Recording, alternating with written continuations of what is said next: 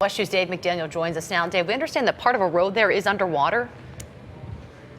Well, actually, it's not underwater. Some of it is actually missing. You know, we want to go to a viewer photograph that was sent to us via email, and we saw this picture initially in the emergency operations briefing around 2:30. Somebody had sent it to the county saying, look, A1A, a portion of it has been washed out. They were not able to authenticate the photograph at that time, but since that time, I've talked to the Department of Transportation, and in fact, a section of A1A just south of the Flagler Beach Pier, that would be the northbound lanes, have washed out, almost to the center line according to this photograph. This is a historically troublesome part of this road. Storm after storm after storm has washed away that portion of A1A. For anybody who's ever traveled that road, coming out of Ormond Beach, north up to Flagler Beach, it's a beautiful drive along the coastline, and because it's so beautiful, it's also very vulnerable. It sits right on the dune. There is very little to protect that road from the ocean itself. Several projects have been proposed to try to fix that road. They've done a lot of repairs over the years, but again, it looks like Matthew was simply too much for it, and that portion of A1A is washed out. I asked the DOT when they thought they might get the road repaired, and at this point, you can see the conditions are still nasty. The storm has a nobody can go out there and do any emergency repairs until it's not an emergency for them to be out there. The conditions here were bad all night, bad all morning, and we have a little taste of what Matthew had to offer when it rolled into Flagler County.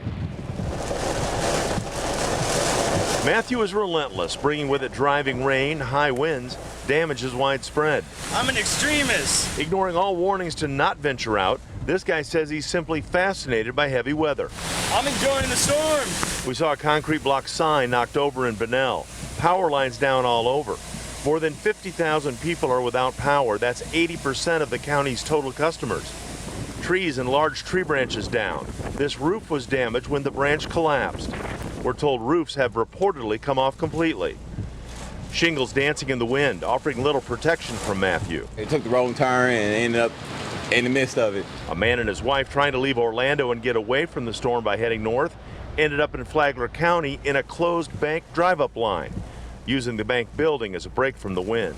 I seen the traffic lights, you know, and they were on the ground and swinging back and forth, and I was like, you know, I gotta get out of here, you know, because that could be us, you know, getting hit by one of them. For all who boarded up and left, it'll be a while before they come back and see how they made out.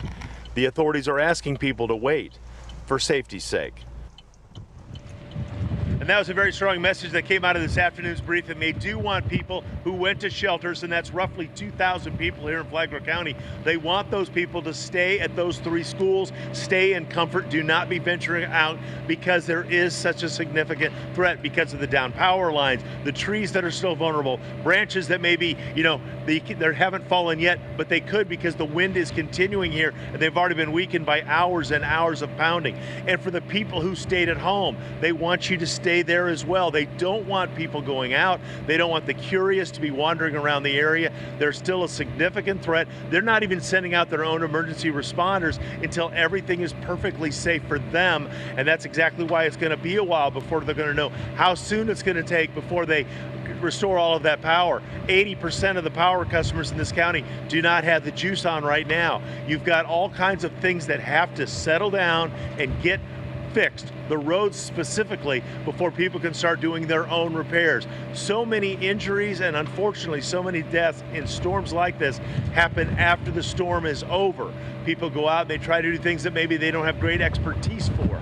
If you need a professional tree trimmer to come and take care of some of the damage to your property, do that, because so many people get hurt trying to do things that maybe are above their expertise. Reporting live in Flagler Beach, Dave McDaniel, West 2 News. And Dave, Tony Manolfi joins us now too, and he wanted to talk to you about some of those storm surges that you were mentioning, Tone. So Dave, one of the things that I like to do as a meteorologist, as a scientist, is correlate surge with some of those pictures you've shown. Now, we've taken a look at some of our maps, and we forecasted about 7-foot surge. I don't know if you've had the ability to talk to any of the folks up there to kind of logisticize and see what the actual surge was, because that picture that we showed was pretty impressive. It looked like it actually might have been more.